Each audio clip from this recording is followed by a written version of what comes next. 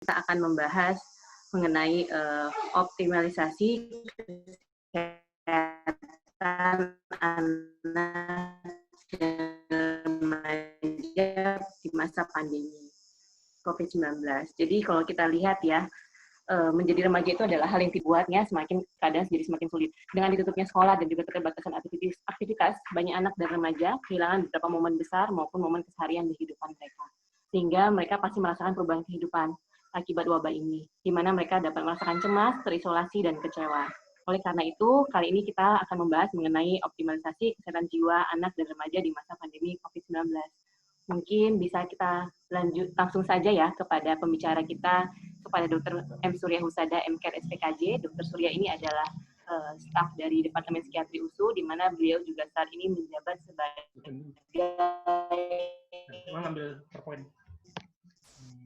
Ketua PDSKDI Cabang Sumatera Utara.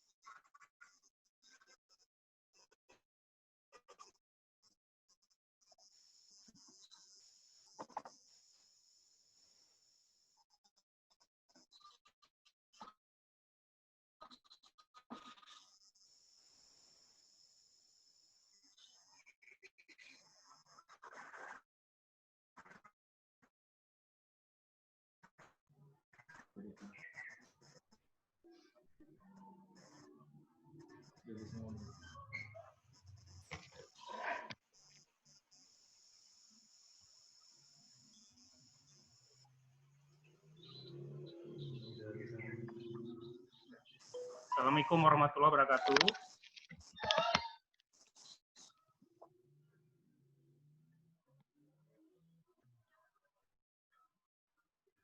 Assalamualaikum warahmatullahi wabarakatuh. Waalaikumsalam warahmatullahi wabarakatuh. Selamat pagi ya. Dokter yang lain dan para peserta. Dr. Nazli, terima kasih atas kehadiran di acara Public Mental Health pada kesempatan kali ini. Ini merupakan acara yang kedua kali, di mana sekitar 3 minggu sebelumnya sudah dimulai oleh Dr. Elmeda Effendi, dan saat ini adalah yang kedua, di mana saya akan melakukan membawakan tema tentang kesehatan mental anak dan remaja di era pandemi COVID-19. Baik, bisa terlihat jelas ya kepada yang lain slide-nya. Baik, dan saya mulai. Ya, jadi per definisi anak adalah termasuk remaja, seseorang yang berusia 0 sampai dengan 18 tahun ya. Ini menurut definisi dari World Health Organization atau Organisasi Kesehatan Dunia ya. Baik, di sini saya akan mengungkapkan data dan fakta terkait dengan pandemi coronavirus disease 19 atau yang disingkat dengan COVID-19. Ini saya update kemarin ya, tanggal 29 Mei 2020, di mana pandemi ini telah mengenai di 213 negara di dunia dengan jumlah kasus global itu sudah lebih dari 5,9 juta orang. Barusan tadi saya update sudah 6 juta orang pada hari ini. Kemudian kasus yang meninggal dunia itu ada sekitar lebih dari 360.000 orang. Dan yang sembuh lebih dari 2,5 juta orang. data dan fakta. Jadi bahwa COVID-19 ini dapat menyerang orang di segala kelompok usia. Awalnya dianggap hampir tidak berdampak pada anak-anak dan remaja karena awalnya itu waktu di Wuhan ya masih di Cina itu sangat sedikit sekali ya, katanya di bawah 1% anak-anak yang terutama anak-anak di bawah 12 tahun yang terkena infeksi COVID-19 ini. Ternyata belakangan setelah menjadi pandemi, kasus-kasus pada anak dan remaja ini ternyata meningkat. Dan katanya terutama di negara-negara berkembang. Di Amerika Serikat sendiri dikatakan sekitar 1,7% itu ada kasus positif pada anak-anak. Di Indonesia sendiri itu pada anak-anak usia 0 sampai 9 tahun itu ada 1,53%. Kemudian pada kelompok umur 10 sampai 29 tahun itu ada 17,69%. Dan sudah ada kasus yang meninggal dunia.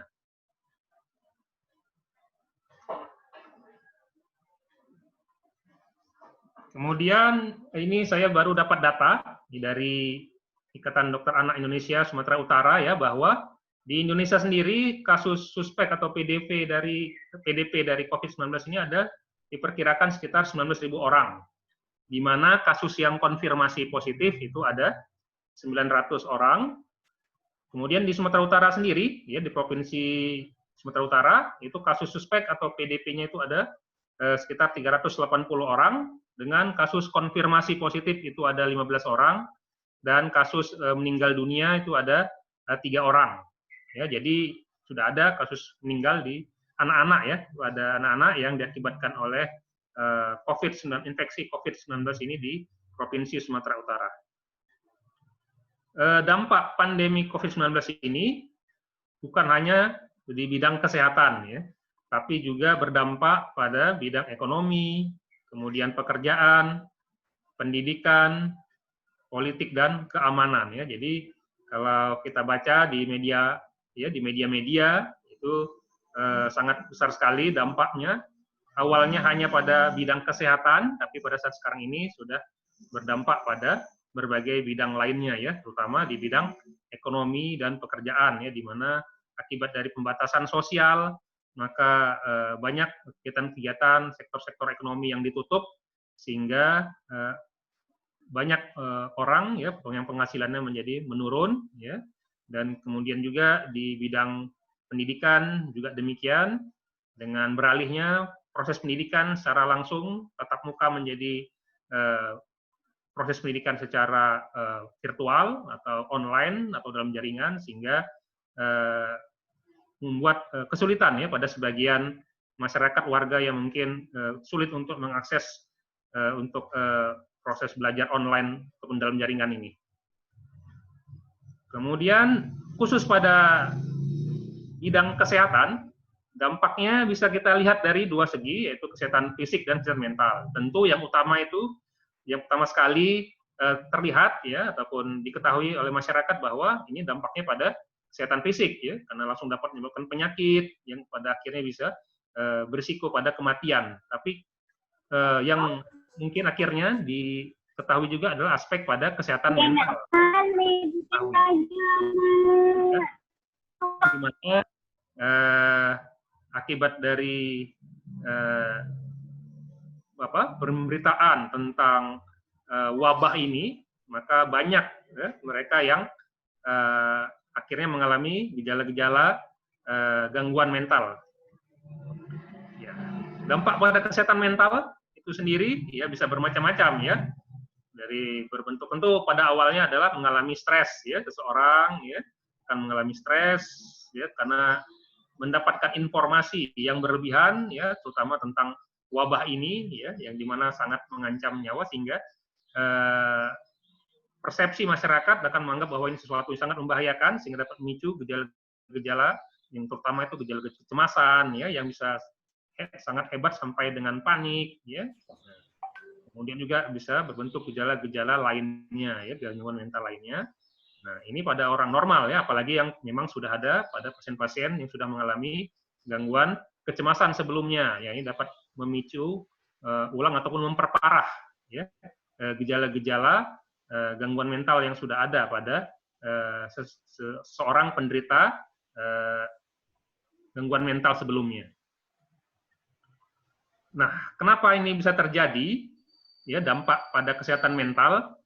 Jadi dikatakan ini akibat dari beberapa hal ya. Yang pertama adalah perubahan mindset dari hidup ke bertahan hidup ya. Jadi dari kehidupan yang normal ke survival ya, living to survival. Jadi bagaimana bertahan hidup, karena berita media itu kan menyatakan bahwa di awal-awal pandemi ini ya, bahwa ini adalah suatu yang sangat cepat menyebar dan kemudian sangat cepat mengakibatkan kematian seperti itu ya. Nah, sehingga orang akhirnya berlomba-lomba untuk mengisolasikan diri ya, dan kemudian menumpuk sebanyak-banyak mungkin sembako seperti itu karena untuk persiapan isolasi diri seperti itu. Jadi untuk bertahan hidup ya. Nah, jadi perubahan ini menimbulkan stres ya, menimbulkan suatu keadaan yang stressful. Kemudian adanya perasaan hopelessness ya, bahwa ini tidak, karena belum ada obatnya penyakit ini ya, sehingga ya ini bagaimana masa depan dianggap waduh sudah berbahaya ya, sudah mengancam. Ini suatu keadaan yang sudah membuat seperti tidak ada jalan keluar untuk keluar dari permasalahan wabah ya, pandemi ini. Ya, jadi perasaan ini akan memunculkan stres ya, sehingga dapat memunculkan gejala-gejala gangguan mental. Kemudian hilangnya tadi ya pekerjaan ya, keuangan yang menurun. Nah, ini juga akan menimbulkan suatu stresor tersendiri. Kemudian social withdrawal ya, jadi karena orang banyak mengisolasikan diri, jadi banyak yang terputus ya hubungan-hubungan ataupun interaksi sosial antara satu orang dengan orang lainnya. Ya, kemudian loneliness ya, kesepian ya, perasaan kesepian. Ya, ini tentu ini ya sejalan ya dengan pembatasan sosial ya dalam skala besar. Ini tentu akan mengakibatkan orang mengisolasikan diri masing-masing di rumahnya ya. Jadi akan memutus interaksi sosial. Ini juga akan menjadi suatu stressful tersendiri ya, terutama pada orang-orang yang biasa berinteraksi sosial dengan orang lain ya. Kemudian proses karantina, isolasi di rumah saja itu sendiri juga akan membuat orang menjadi sulit untuk mendistract perhatiannya atau mengalihkan perhatiannya dari hal-hal tentang kesehatan ya, terutama kesehatan mental ya. Nah, jadi ini malah semakin akan memicu stres atau kecemasannya itu sendiri. Kemudian penurunan keuangan ekonomi ya. Kemudian ketakutan akan kehilangan orang-orang yang dicintai. Nah, ya ini ya. Ya, jadi misalnya pada orang tua ya, ini bagaimana ya anak-anak mereka mungkin yang masih mungkin yang sekolah mungkin sudah tidak ya, tidak bersekolah lagi, tapi bagaimana dengan ya mungkin yang masih sudah kuliah atau bekerja yang masih harus menjalani aktivitas di luar rumah, mungkin akan menimbulkan rasa khawatir, ketakutan tersendiri seperti itu. Ya, kemudian peningkatan rasa perhatian kepada penyakit ya. Nah, ini saya pikir yang paling banyak ya. Health anxiety ya, kecemasan tentang penyakit, bahwa dia ataupun keluarganya akan nanti mengalami juga akan bisa mengalami ataupun terinfeksi penyakit COVID-19 ini. Ya, sehingga ini juga kalau lama berkelamaan tidak dapat diatasi ataupun diadaptasi oleh seseorang, dia dapat menimbulkan despair ataupun rasa keputusasaan. Ya, nah ini sedikit gambaran tentang dampak pada anak dan keluarga. Jadi kita bisa lihat gambaran ya. Jadi ini suatu tantangan realitas ya dari kehidupan di era pandemi ini ya, di mana anak-anak tidak bersekolah sehingga di rumah saja ya.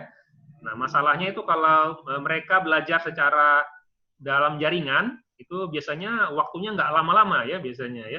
Nah, itu pengalaman saya dan beberapa teman, itu anak-anaknya itu hanya paling 1-2 jam saja mereka mengikuti proses pembelajaran online dari sekolahnya ya, ataupun mengerjakan tugas-tugas secara online dari sekolahnya. Nah, akibatnya anak-anak banyak waktu luang di rumah ya, sehingga banyak bermain ya, ini menimbulkan tantangan stresor tersendiri bagi orang tuanya ya. Nah, ini kita lihat bagaimana orang tuanya apalagi memiliki banyak anak-anak yang masih kecil ya, seperti itu ya kan. Jadi rumah jadi berantakan seperti itu ya. Apalagi ini orang tuanya yang biasa juga bekerja di luar, ini pada saat sekarang juga harus work from home, ya, bekerja di rumah saja. Nah, ini juga bisa menimbulkan stresor, ya, menimbulkan stres, ya. Jadi akan menimbulkan, jadi bagaimana dia harus bekerja di rumah tapi sambil mengurus anak, ya, seperti itu, ya. Nah, kemudian juga memikirkan tentang tugas-tugas sekolah anaknya, seperti itu. Ya, jadi bagaimana cara kita untuk mengatasi hal-hal tersebut, ya? Ya, jadi ada beberapa cara ataupun tips ataupun trik untuk bagaimana mendukung kesehatan mental anak-anak, ya, dan remaja, ya. Ini terutama untuk orang tua ataupun orang dewasa lain yang ada di sekitar anak. Ya. Jadi itu ada yang pertama, adanya kehadiran orang tua, kemudian tetap terhubung dengan teman-temannya, ya. Kemudian memberikan informasi yang tepat, kemudian membatasi informasi, dan membuat situasi yang aman. Kemudian ada lagi, itu antara lain adalah mengajak anak untuk beraktivitas, kemudian melatih anak untuk mandiri, ya, jaga kesehatan mental orang tua, berbagi cara mengatasi stres, dan jika perlu menghubungi profesional, ya. Baik, kita bahas satu demi satu. Yang pertama adalah kehadiran orang tua. Jadi yang pertama, memastikan kita sebagai orang tua selalu ada untuk mereka, ya. Jadi ya, kalau yang orang tuanya bekerja di rumah saja mungkin nggak ada masalah, ya, karena sama-sama di rumah, ya. Jadi mungkin untuk yang orang tuanya tetap harus bekerja di luar rumah, ya. Mungkin mereka yang bekerja dari penghasilan harian, ya, seperti itu, ya. Mungkin orang tua sebagai supir ataupun pedagang, ya, ataupun buruh, ya, buruh pembantu, asisten rumah tangga, seperti kan harus keluar rumah, seperti itu, ya. Nah, ini ya mungkin akan jadi tantangan tersendiri, ya, bagaimana anak-anak yang di rumah saja ini mereka tetap bisa merasakan ada kehadiran orang tua ataupun yang bisa menggantikan orang tua mereka, ya. Kemudian sama-sama di rumah saja pun itu belum tentu kita dianggap hadir oleh anak, terutama oleh anak-anak yang lebih kecil. Nah, ini mungkin tantangannya untuk orang tua yang walaupun di rumah saja tapi harus work from home, bekerja dari rumah, ya. Ya, jadi mungkin orang tuanya walaupun sama-sama di rumah dengan anaknya, tapi mereka terpisah, terisolasi. Mereka di ruangan tersendiri, ya. Mereka bekerja di situ, ya, secara online ataupun dalam jaringan, ya, dan membutuhkan waktu yang lama, ya, beberapa jam, itu sehingga ya anak-anak tetap saja seperti terpisah, ya, mereka bermain-main sendiri saja seperti itu. Kemudian kehadiran orang tua ini akan banyak membantu anak beradaptasi tetap bisa di rumah saja, ya. Jadi mungkin sebagian anak mungkin nggak masalah, ya, tetap merasa bisa di rumah saja, ya, tapi pada sebagian anak yang lain yang terbiasa bermain-main di luar dengan teman-temannya, ya, seperti itu, ini akan menjadi masalah, ya. Jadi keinginan mereka untuk tetap bermain-main di luar rumah dengan teman-teman yang lain, beramai-ramai, seperti itu tetap akan ada, ya, dorongan untuk itu, dan akan melakukan seperti itu, ya, kalau tidak ada orang tua ataupun orang dewasa lain di sekitarnya yang bisa mengawasi ataupun mengingatkannya, ya. Jadi di sini perlu perhatian dari para orang tua untuk hal tersebut. Kemudian yang kedua, bagaimana tetap terhubung dengan teman-temannya, ya. Jadi di sini ada pertama-tama yang diperkenalkan kepada kita adalah istilah social distancing, ya, pembatasan jarak sosial, ya. Jadi mengatur jarak sosial, ya. Nah, tapi sebetulnya yang lebih tepat atau paling tepat adalah physical distancing, ya, karena yang perlu dijaga sebetulnya adalah secara fisik, ya, mengatur jarak secara fisik. Karena kalau memakai istilah social distancing, akibatnya banyak masyarakat menganggap bahwa kalau begitu hubungan sosial dengan orang lain, ya, walaupun dalam itu sama sekali tetap harus diputus seperti itu. Padahal tidak, ya. Yang tidak boleh itu kan yang dalam proses hubungan langsung, ya, ataupun tatap muka langsung. Tapi kalau dalam kan bisa secara online ataupun dalam jaringan, ya, kita bertemu, ya, dengan orang lain, dengan anggota keluarga ataupun dengan teman-teman sahabat kita, ya. Jadi tetap harus dijaga dan malah ditingkatkan, ya. Jadi di saat kita tidak dapat bertatap muka secara langsung, secara fisik, maka justru di situ kita perlu meningkatkan, menggantikannya dengan proses tatap muka melalui dalam jaringan ya, ataupun sosial. Ya, karena memang bagaimanapun manusia itu adalah makhluk sosial ya, tidak bisa dia murni terisolasi dari orang lain seperti itu ya. Jadi tetap dijaga agar anak tetap terhubung dengan teman-teman dan anggota keluarganya ya, dengan menggunakan saat ini kan sudah, saya pikir sudah banyak ya media-media sosial dan berbagai aplikasi video conference yang ada. Jadi ini bisa tetap dipakai ya, tidak hanya untuk proses pembelajaran di sekolahnya, tapi juga untuk misalnya dengan anggota keluarga yang lain ya, ataupun dengan teman-teman dekat si anak tersebut ya. Jadi mungkin tetap bisa dipakai ya, dan ini bisa menjadi salah satu cara untuk tetap menjaga kesehatan mental pada anak-anak tersebut. Kemudian memberikan informasi yang tepat. Berikanlah informasi pada anak mengapa kita harus di rumah saja ya. Mengapa kita tidak bisa bersekolah dan bermain keluar terbiasanya. Ya, ini terutama pada anak-anak yang masih kecil ya. Mungkin kalau yang sudah remaja, anak yang sudah besar mungkin sudah paham ya informasi tentang infeksi COVID-19. Tapi kalau untuk anak-anak yang masih kecil ya mungkin mereka masih belum paham ya kenapa biasanya mereka bersekolah ya, berjumpa dengan teman-teman, gurunya. Nah, sekarang kok tidak bisa lagi seperti itu. Ini berikanlah informasi yang tepat. Nah, jadi tentu orang tua sebagai sang pemberi informasi harus juga memberikan informasi yang tepat, dan mereka juga harus tentu mendapatkan sumber informasi yang terpercaya ya. Nah, jadi contohnya itu dari sumber-sumber informasi dari pemerintah, dari WHO ya, pakar kesehatan ya. Jadi jangan mengambil sumber-sumber informasi dari sumber-sumber yang tidak dapat dipercayai ya, media-media hoax online itu banyak yang tidak dapat dipercayai. Kemudian berikan informasi yang diberikan terpercaya dan tepat, dan berikan sesuai tahapan perkembangan anak ya. Jadi tentu kalau misalnya anaknya masih kecil, pada anak balita, tentu ya tidak usah kita sampaikan apa itu virusnya, bagaimana apanya ya kan, secara rinci ya proses penyakitnya ya gitu ya. Nah, tapi tentu mungkin bisa kita gambarkan bahwa inilah sesuatu penyakit ya yang yang berbahaya seperti itu, nanti bisa membuat orang sakit seperti itu. Jadi yang mudah, yang sederhana, mungkin untuk anak-anak balita mungkin seperti itu ya. Kemudian usahakan menjawab semua hal yang ditanyakan anak semampu kita, atau kalau kita tidak tahu bisa kita ajak anak tersebut untuk bersama-sama mencari jawabannya ya. Kemudian yang lain adalah untuk membatasi informasi ya.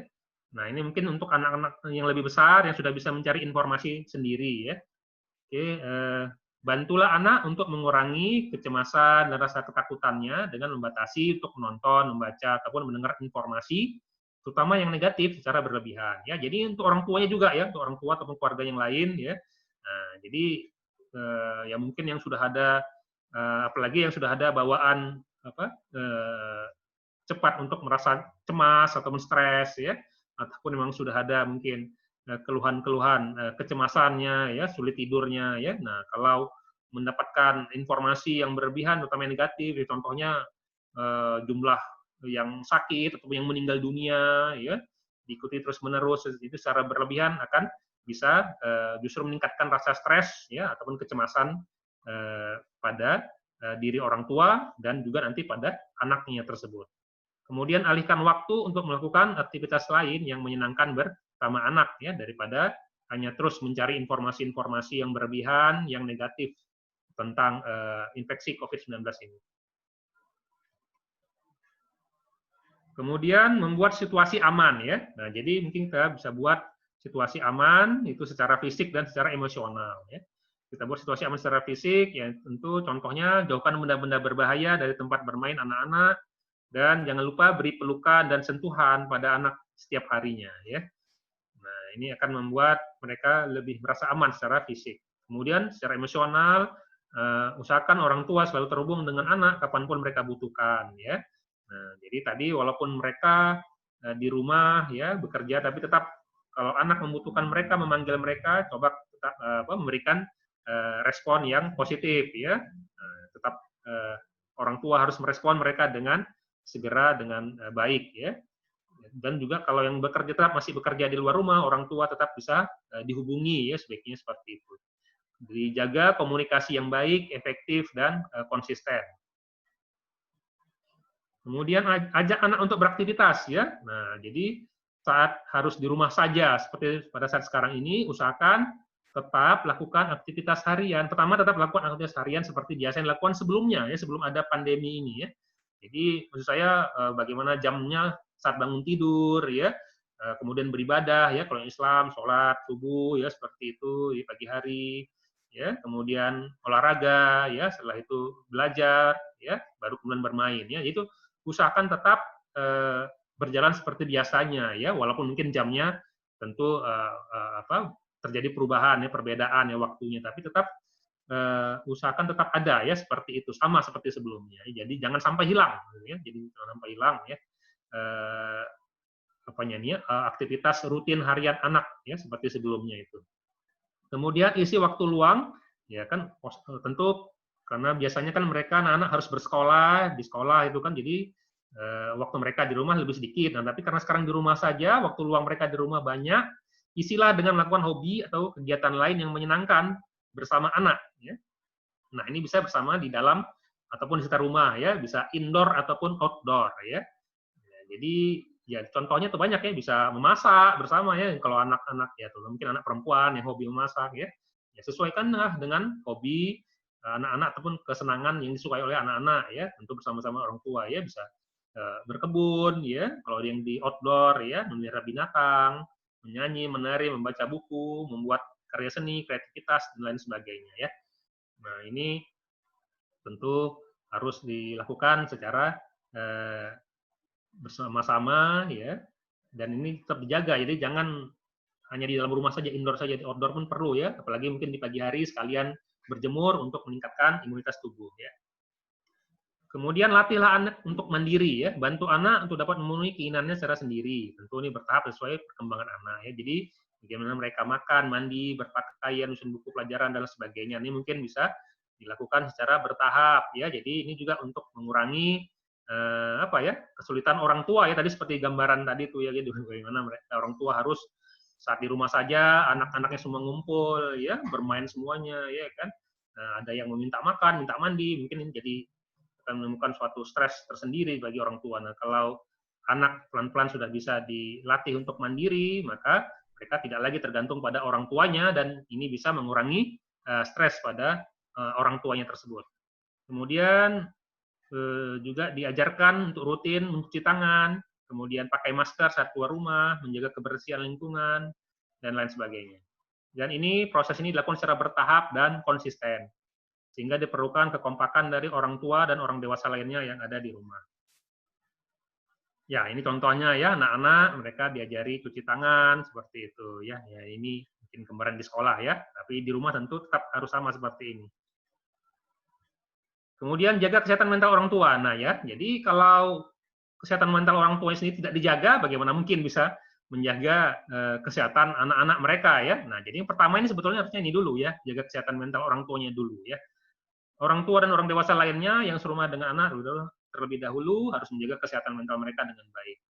Orang tua harus mampu secara cepat menyadari saat-saat di mana mereka mulai mengalami emosi-emosi negatif seperti merasa cemas, gelisah, marah, sedih, dan lain sebagainya. Ya. Dan kemudian secepatnya pula lakukan keterampilan untuk meredakan emosi-emosi negatif tersebut. Ya.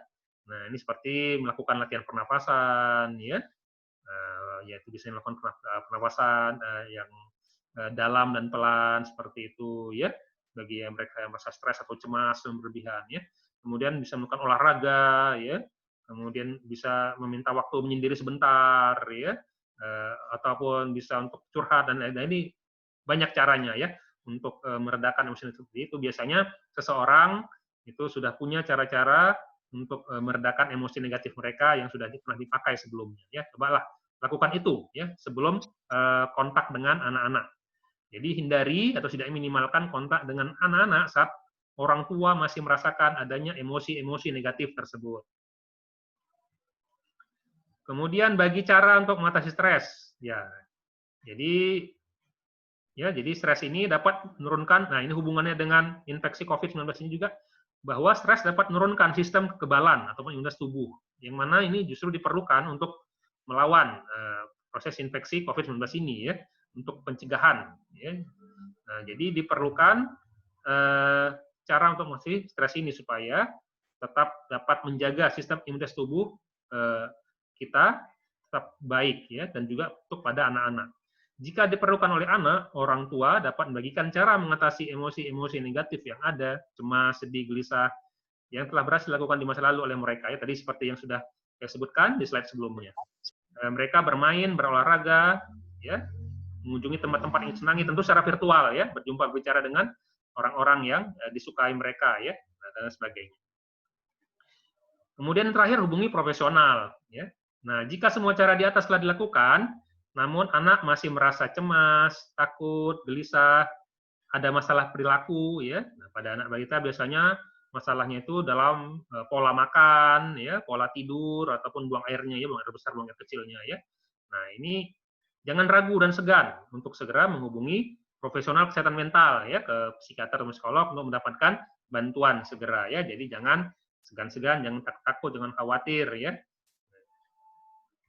Oke, ya, terima kasih. Saya pikir itu saja yang bisa saya bagikan, saya share untuk para partisipan semuanya, para pirsawan semuanya, ya. Mungkin demikian saja. Terima kasih. Saya kembalikan kepada Dr. Nazli sebagai moderator.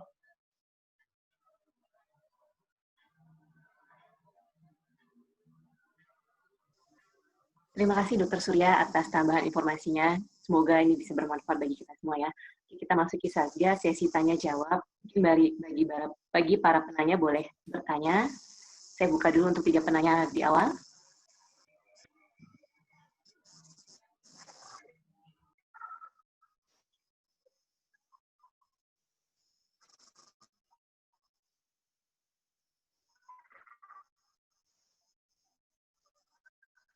Oke, ada yang ingin bertanya?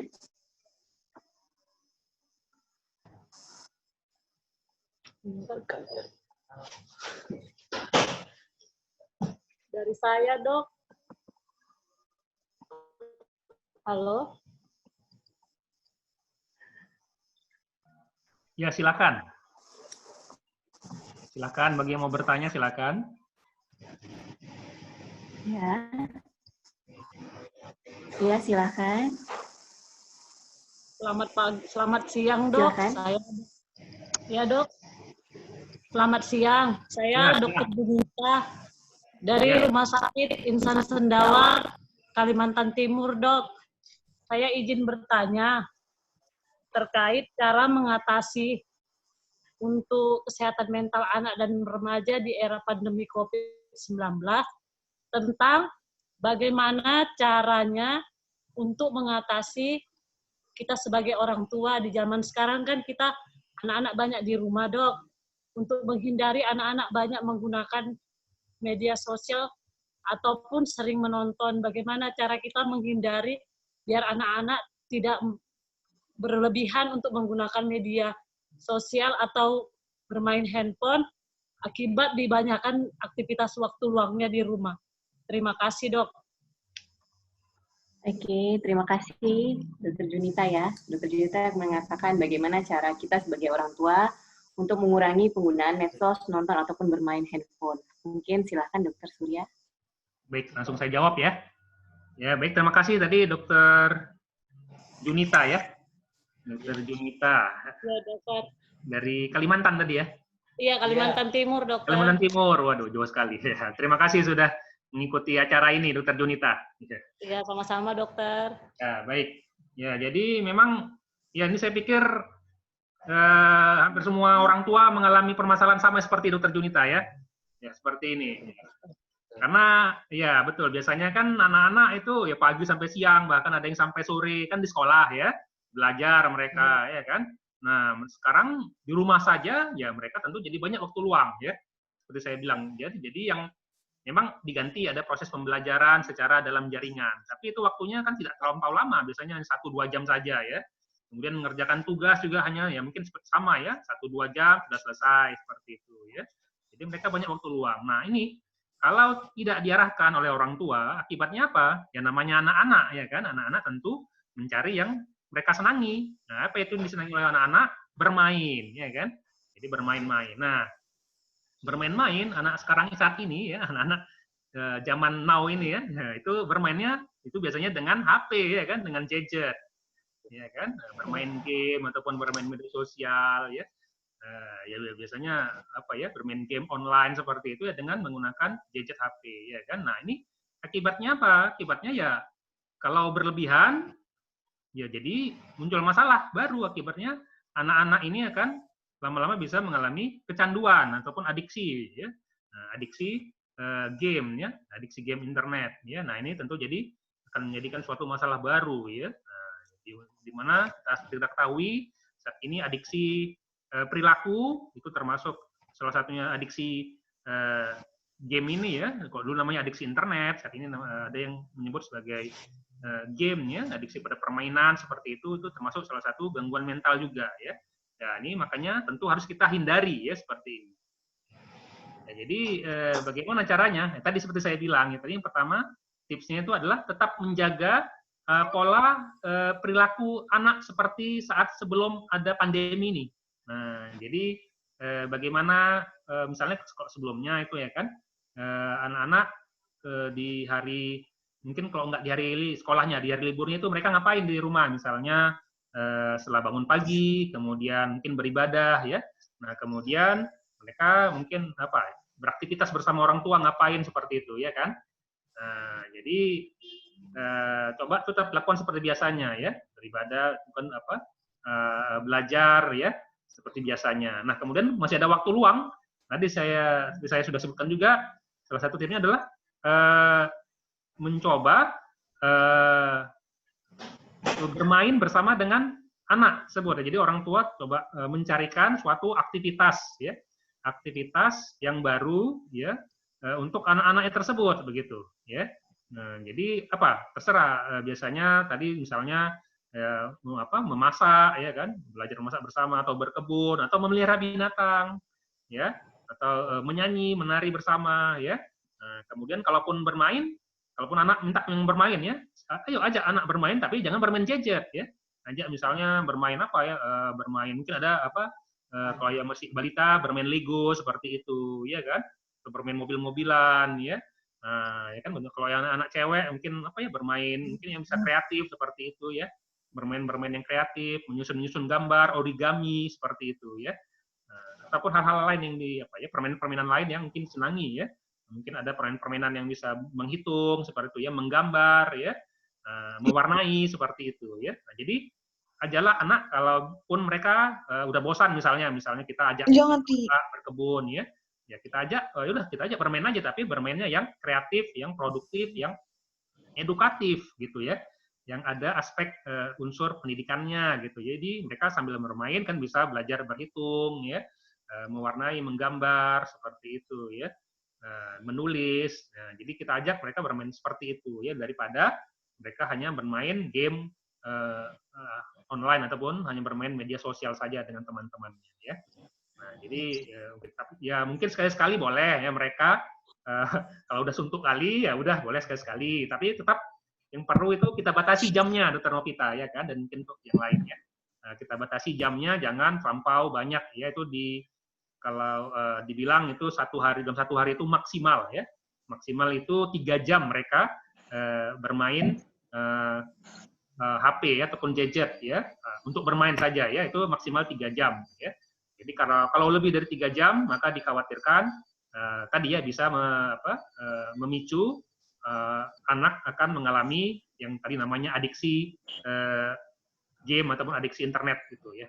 Nah, jadi mungkin itu saja yang saya tambahkan kepada Dr. Junita. Terima kasih. Terima kasih Dr. Surya. Selamat siang. Ya, siang.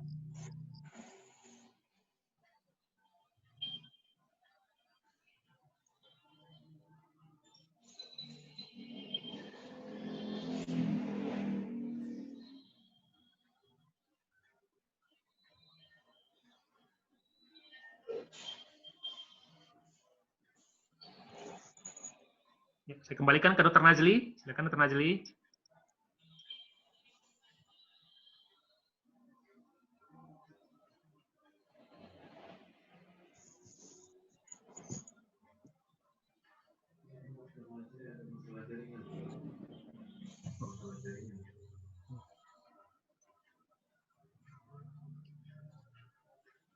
Baik, yang lain silakan. Kalau ada yang mau bertanya, saya persilakan.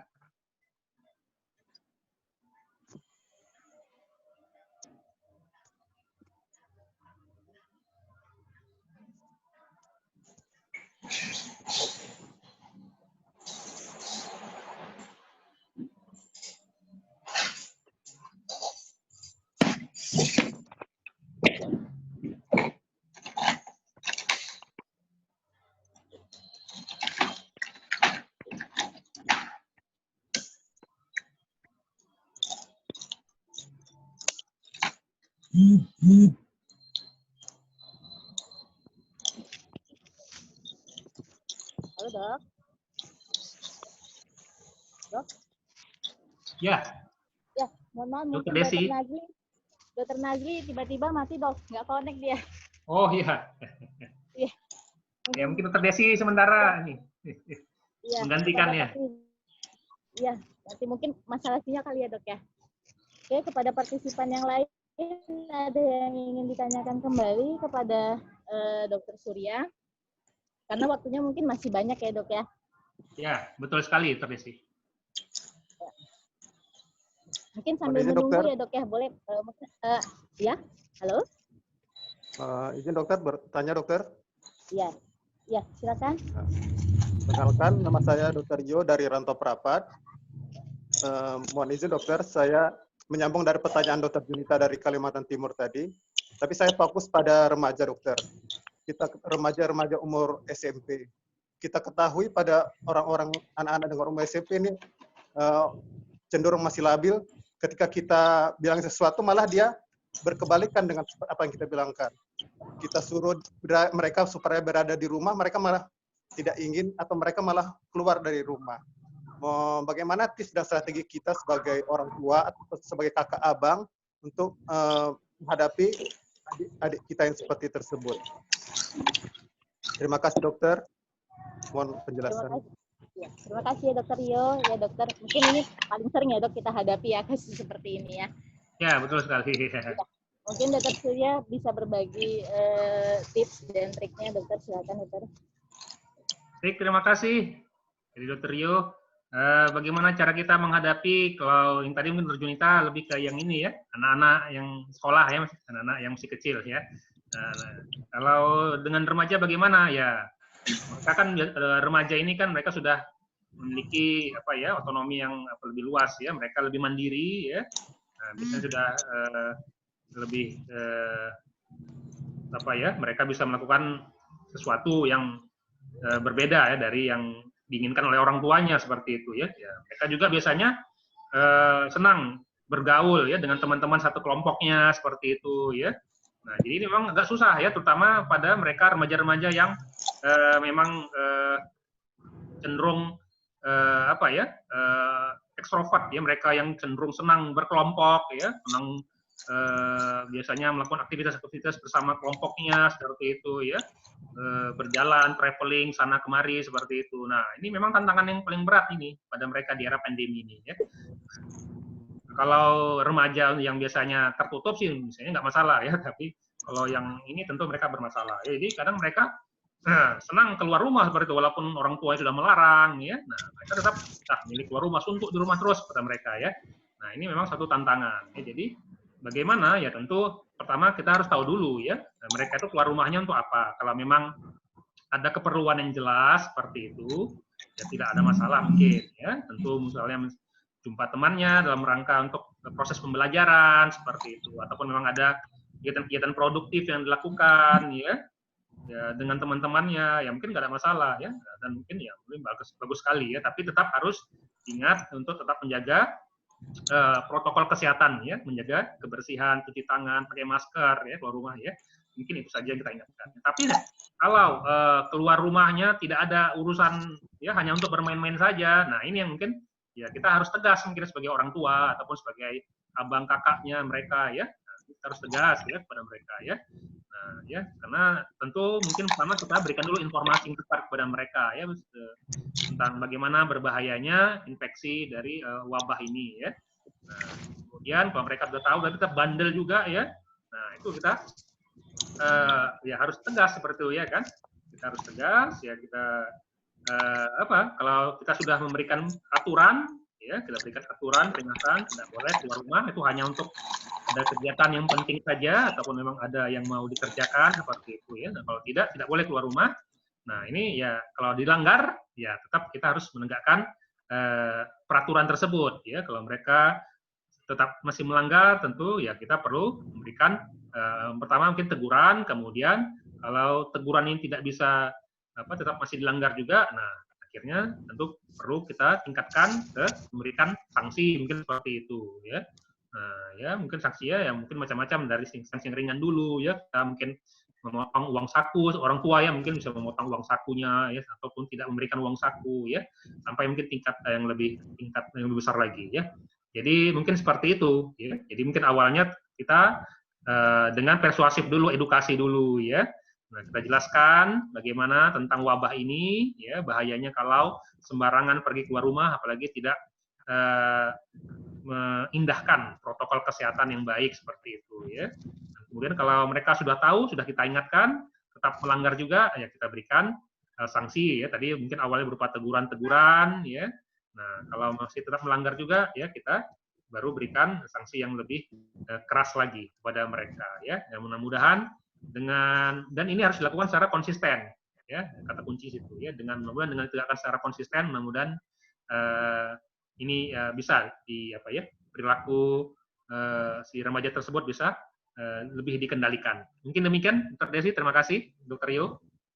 Oke, terima kasih Dokter. Dokter Rio mungkin semoga bisa ini ya membantu ya jawabannya. Terima kasih Dokter penjelasan Dokter. Ini Dokter ada juga pertanyaan dari chat kita ya, dari Dokter Julvanita. Selamat pagi Dok. Selamat pagi. Mungkin perkenalkan saya Dokter Julva, ingin bertanya bagaimana peran orang tua dalam mencegah adanya stigma pada anak dan remaja terhadap teman-temannya yang terdiagnosa dengan COVID-19 ya Dok ya. Silakan Dokter. Mungkin jawabannya bisa disampaikan.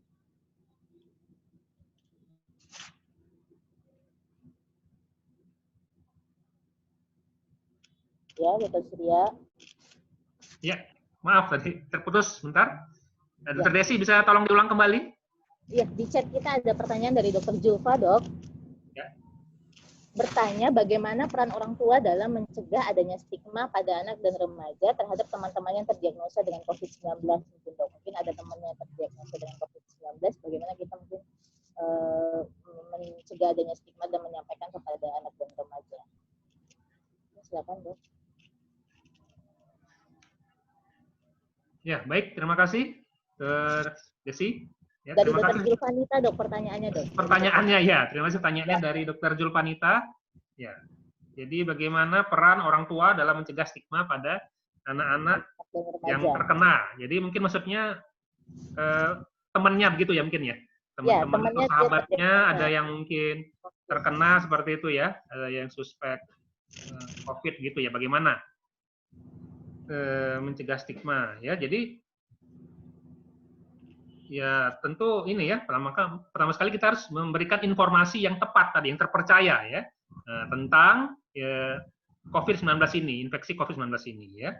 Nah, jadi bahwa ini sebetulnya sih bukan hanya untuk anak-anak ya, ini untuk seluruh masyarakat secara umum ya, saya pikir ya perlu ditekankan bahwa penderita ya, orang-orang yang terkena infeksi COVID-19 ini, mereka itu bukanlah aib ya. Nah, ini sama seperti penderita gangguan mental ya. Bukanlah aib yang harus dijauhi betul, dihindari betul ya. Tidak ya. Ya, yang harus dijagakan sebetulnya itu ya, bahwa kita tidak boleh kontak dekat erat dengan mereka ya, harus menjaga jarak fisik ya, tapi bukan jarak sosial. Sekali lagi bukan jarak sosial ya, hanya jarak fisik ya.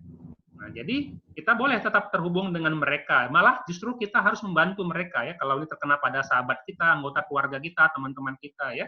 Nah, jadi pada saat mereka, si penderita yang mengalami infeksi COVID ini justru mereka ini adalah korban, justru mereka perlu mendapatkan dukungan, support dari anggota keluarga ataupun sahabat teman-teman mereka ya, supaya mereka lebih kuat, tetap kuat, tidak stres ya, saat mengalami penyakit ini ya. Nah, kita bisa bayangkan ya, sedangkan kita saja yang tidak mengalami, ya mungkin sudah merasakan cemas atau stres ya, mendengar ataupun melihat, membaca tentang wabah ini. Apalagi kalau pada mereka yang sudah terkena, ya. Nah, jadi bisa kita bayangkan bagaimana tingginya tingkat stres mereka ya. Jadi inilah harus kita bantu ya, supaya tingkat stres mereka bisa menurun, sehingga akibatnya apa? Sistem imunitas mereka juga bisa dibantu meningkat ya, sehingga bisa mudah-mudahan mereka bisa cepat untuk sembuh kembali ya. Jadi seperti itu. Jadi jangan justru diputus, dihilangkan di komunikasi hubungan dengan mereka ya. Nah, jadi itu adalah yang penting pada anak-anak bagaimana ya, sama ya gitu, pada orang dewasa dia harus dijelaskan ya, bahwa yang penting adalah mereka itu bukan aib yang harus dihindari ya, justru harus dibantu ya. Jadi mungkin kita bisa tetap berkomunikasi dengan mereka tentu secara online ya, secara daring ya.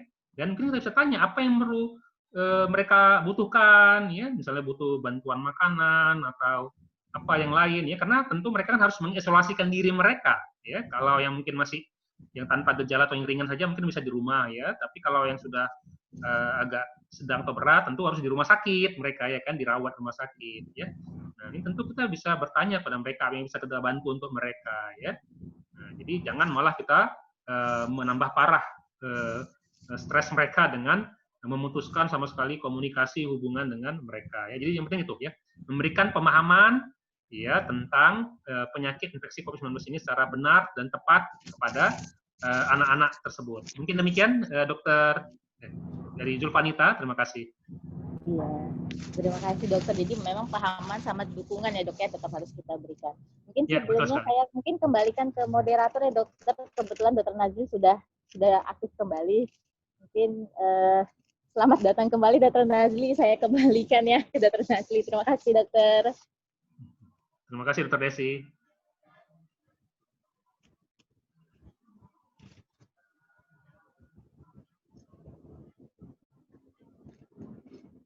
Dokter Nazli, mungkin suaranya Dokter Nazli. Oh ya, mohon maaf. Oke, saya mohon maaf ya, tadi tiba-tiba tidak bisa terkoneksi dengan Zoom-nya. Saya mohon maaf atas ketidaknyamanan ini. Mungkin mengingat waktu, mungkin masih ada bisa satu pertanyaan lagi. Mungkin masih ada yang ingin bertanya.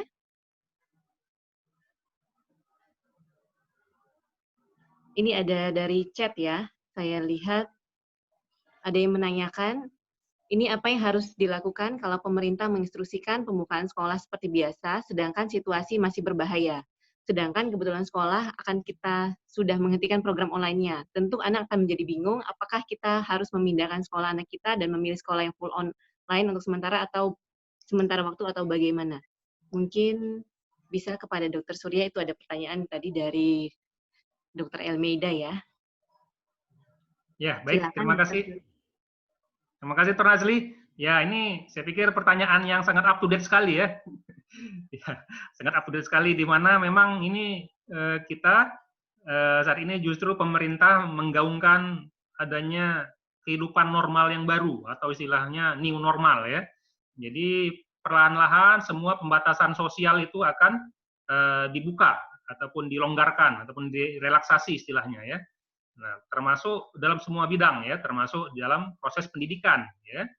Nah, jadi itu saya sudah baca, dengar juga ada beberapa sudah ada beberapa pemerintah daerah merencanakan tahapan-tahapan untuk pembukaan proses pendidikan ataupun proses belajar kembali di sekolah ya.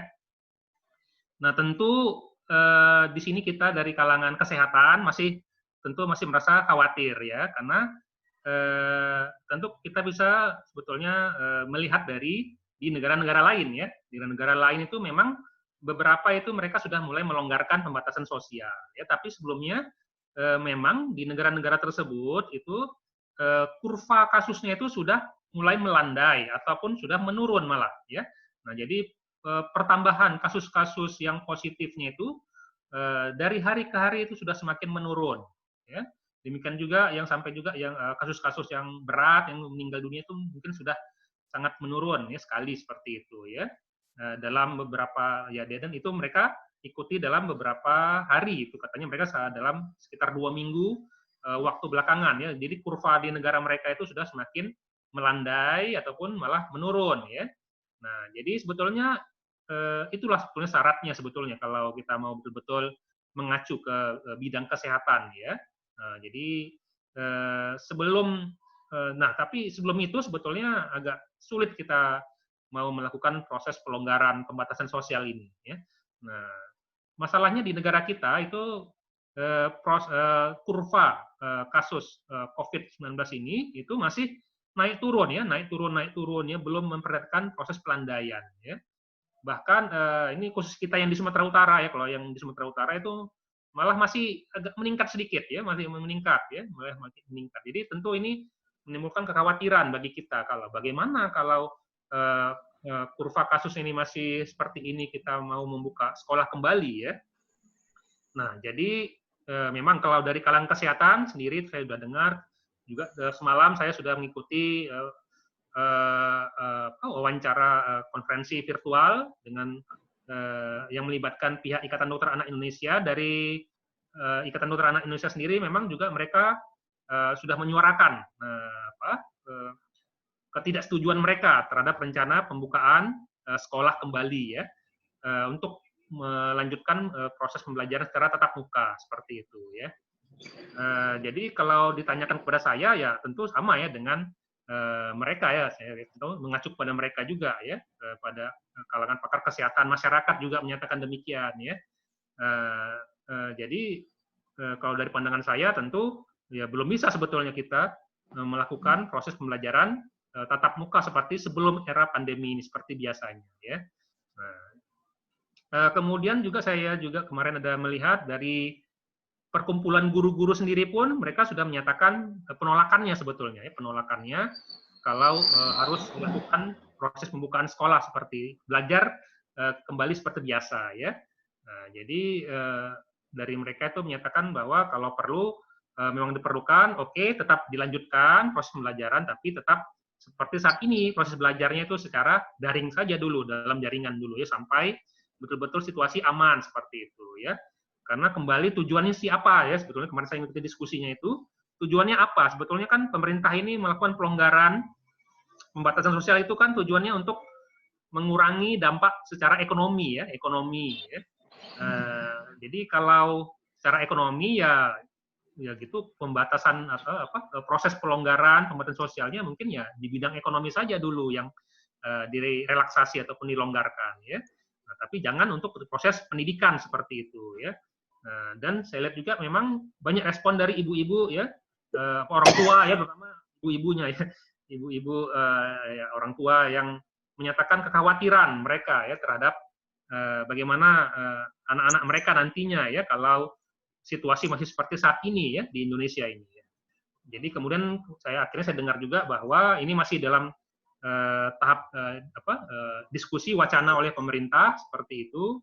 Ya mungkin dengan tetap kita nyatakan ya keprihatinan ya, tetap kita dorong dari berbagai macam organisasi kesehatan ya, organisasi guru ya, dan para orang tua ya. Itu saya juga kemarin ada ini ya di beberapa media sosial itu ada sampai ada petisi-petisi ya, petisi-petisi untuk menolak pembukaan sekolah tatap muka seperti biasa kembali ya. Ini mudah-mudahan bisa membuka mata hati dari pemerintah ya untuk meninjau ulang kembali kebijakan untuk membuka proses pembelajaran secara tatap muka kembali ya. Ya mungkin kalau dari saya sih tetap aja seperti biasa dulu ya, sampai betul-betul situasi aman, kendali ya, di mana kalangan ahli kesehatan masyarakat menyatakan itu patokannya adalah kurvanya tadi ya, kurva kasus positif dan yang meninggal itu sudah melandai ataupun bahkan sudah menurun ya. Nah di situ mungkin kita baru bisa aman untuk membuka kembali persekolahan seperti biasanya. Mungkin demikian saja yang bisa saya tambahkan. Terima kasih Dr. Nazli. Terima kasih Dr. Surya. Jadi memang sebaiknya masih dipikirkan untuk sekolah secara daring online ya. Terima kasih Dr. Elmida atas pertanyaannya. Mungkin juga mengingat waktu kita telah habis. Jadi mungkin kita tutup acara kita sampai di sini. Semoga dapat bermanfaat untuk kita semua dan kami juga memohon maaf apabila ada kesalahan. Untuk sementara waktu, sebelum kita tutup mungkin kita boleh foto bersama ya. Kita boleh foto bersama dan saya memohon kesediaan untuk mengaktifkan seluruh kameranya. Selain itu saya juga infokan bahwa mungkin kita rekaman ini nanti akan ada di YouTube kita, Psikiatri FKUSU, dan apabila ada topik ataupun tema-tema yang ingin dibahas, mungkin boleh di DM di Instagram kita, di Psikiatri FKUSU. Mungkin juga boleh di-follow ya. Baik, terima kasih kepada seluruh pemirsa yang telah mengikuti acara virtual ini. Prof. Bahagia, Dr. Almeida, dan yang lainnya. Terima kasih.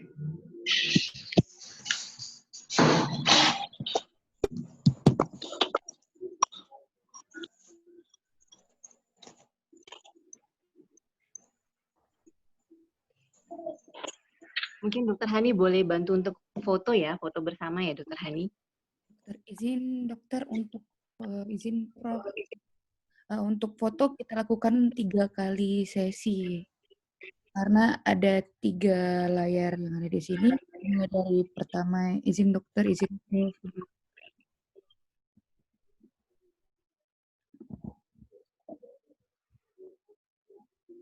Satu, dua.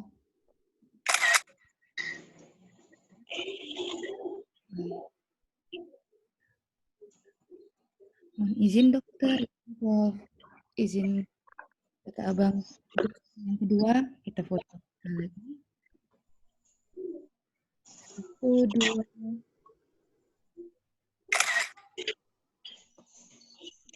Dan izin sekali lagi ada 1 lagi. 1, 2. Oke, terima kasih. Terima kasih. Setelah kita foto bersama, sekali lagi kami ucapkan terima kasih kepada seluruh peserta dan hadirin, kepada Prof. Bahagia, Dr. Elida, dan para dokter sekalian, dan juga para adik-adik koas. Terima kasih atas berlangsungnya acara ini.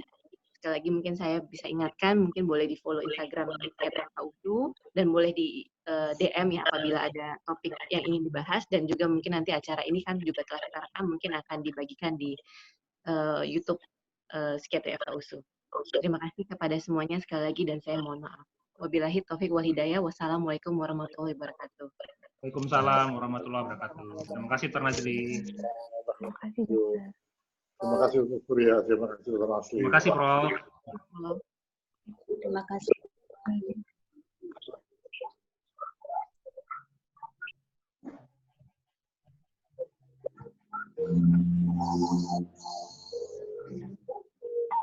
Terima kasih, dokter. Terima kasih dokter. Terima kasih dokter. Terima kasih dok. Mohon maaf lahir dan batin. Ya, sama-sama, Mbak Batin. Terima kasih semuanya telah menyaksikan berpartisipasi di acara. Selamat pagi, Hari Raya dokter. Buat kita semua yang merayakan. Itulah nanti dia muncul satu-satu. Sudah habis. Ya.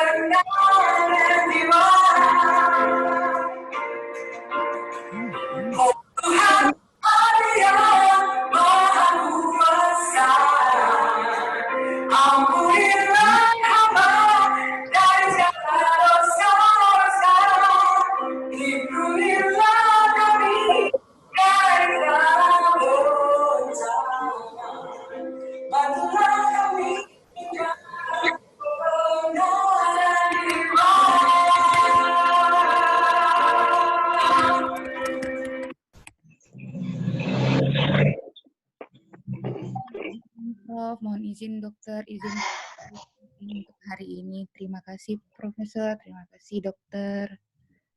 Selamat.